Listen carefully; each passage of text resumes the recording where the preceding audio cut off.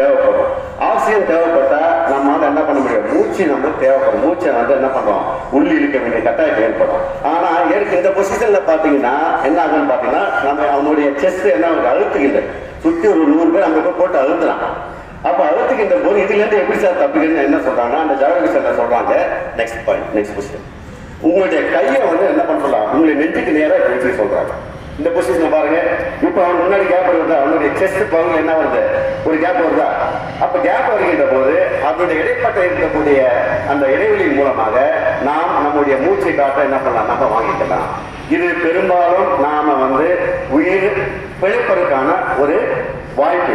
உண்மையில நான் பள்ளி படிக்கலாம் அந்த வீடியோ பார்க்கும்போது தான் தெரியுது. எந்த ஒரு இன்சிடென்ட் அப்புறம் ஒரு நிகழ்வு, அதாவது தப்பான ஒரு நிகழ்வு நடக்கின்ற போது நிச்சயமாக நாம சில படிப்பினைகளை நாம என்ன பண்ணோம், கற்றுக்கொள்ள வேண்டும். இப்ப நீங்க கற்றுக்கிட்டா நிச்சயமா நீங்க சாக வரைக்கும் என்ன பண்ண மாட்டீங்க, மறக்க மாட்டீங்க. ஏன்னா நம்ம நிச்சயமா கூட்டத்தில் நம்ம சிக்கிறோம். சரிங்களா?